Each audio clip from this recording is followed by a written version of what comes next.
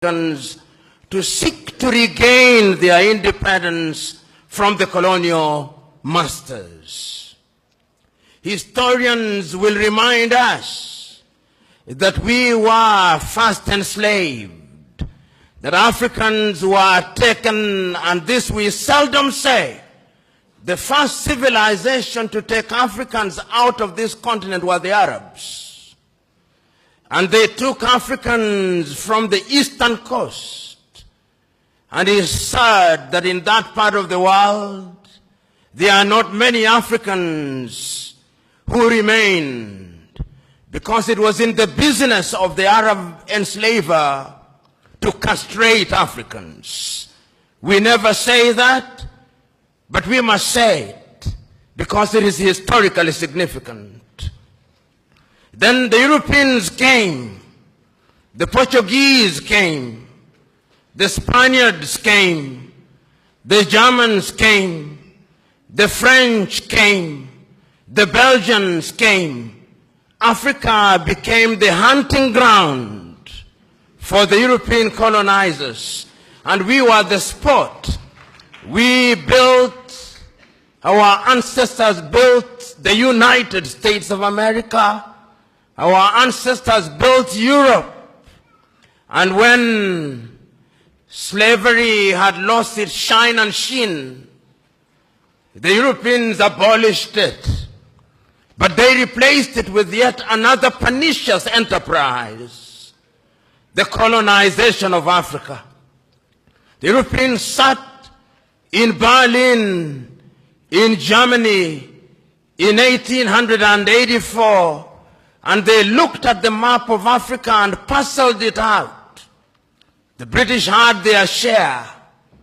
The Germans had their share, and Tanzania or Tanganyika was their share, as was Rwanda and Urundi. The Spaniards were Johnny-come-latelys in the arena, and they got little Equatorial Guinea and Southwest Africa. The French were here, the Portuguese were here, and we were colonized. This time round, they did not take us away. They came here, and they controlled us, and they told us, not in so many words, that we were children of a lesser God. And we were treated as if we were children of a lesser God. In fact, they told us that on the day of creation, we were merely hewers of wood and drawers of water. And if anybody were to doubt it, in 1948, it was more blatant when Hendrik Verwoerd instituted the apartheid regime in South Africa. But yet there is a sense in which the God that we worship never sleeps. The colonial enterprise ran its course, and the European tribes, the Europeans never called themselves tribes, they called them nations, were engaged in a war. First in 1918, the European tribes fought, and they had something called the League of Nations, which died. Then they fought again in 1945. And what is unique about the European nations is that when they are engaged in tribal wars, they call them world wars. So there was another war between 1945, 1939 and 1945. And after that, a new kid on the block, the United States of America, took the lead in saying that colonialism was something that was undesirable. But at that time, Africans were never quiet. Those who had been taken out had already started agitating. Many of us here will remember Marcus Garvey, of whom Bob Marley says, Garvey was a buffalo soldier in the heart of America. And many of us will remember W.E.B. Du Bois. Many of us will remember that they started agitating that Africans must regain their dignity and their independence. And indeed, in 1847, in Liberia, a small group of Africans were brought back in Monrovia, and Liberia became the first independent black nation in the continent of Africa. So soon thereafter, in Sierra Leone, they also created yet another colony. But Africa was colonized, except Ethiopia, which they tried to take in 1938 and exiled Professor Dr. Haile Selassie. And unfortunately, they were defeated, as you remember, in the Battle of Adwa. Africa can defeat European tribes. This history is necessary that we are able to appreciate the freedom that we gained.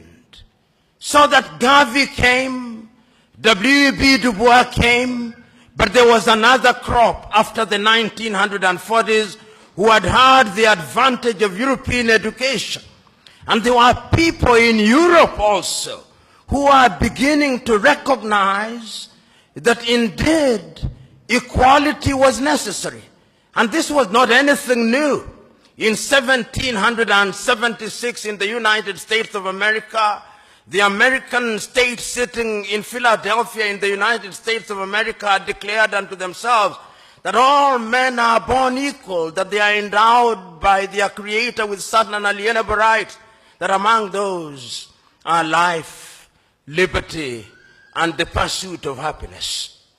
A few years later in France, after the revolution, they also recognized that we were to be equal, so that the colonized nations which had now taken Africans thought that they were safe.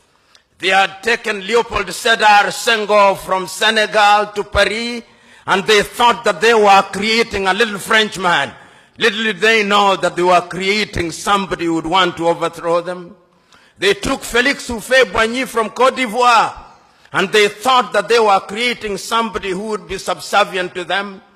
They took Ahmed Sékou Touré and Modibo Keïta, and they thought they were safe. Little did they know that they were creating the future leaders and agitators against French colonization. And it did not stop there.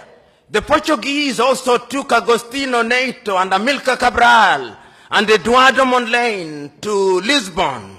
Little did they know that those individuals would be the catalyst that would be necessary in the process of decolonization. The British also had their fair share. They took others. They took Mwalimu Kambarage Nyerere, Hastings Kamuzu Banda, Kenneth David Kaunda, and many others to the United Kingdom, Jomo Kenyatta. Little did they know that those would be the individuals who sometimes later, and in Ghana, of course, they took the Osagyefo, Kwame Nkrumah, and in Nigeria they took Dr. Nnamdi Azikiwe, Abubakar Tafawa Balewa, and Sir Ahmadu Bello, the Sultan of Sokoto. There is a sense, therefore, in which these individuals started recognizing that having been enslaved, having been colonized, we now had to liberate ourselves. And the agitation started, and Kwame Nkrumah and his Ghana acquired independence in 1957. And I still can hear Kwame Nkrumah through the vicissitudes of time saying in Accra, Ghana, that Ghana is free and will never be colonized again. But the freedom of Ghana means nothing if the rest of Africa is not free. I can hear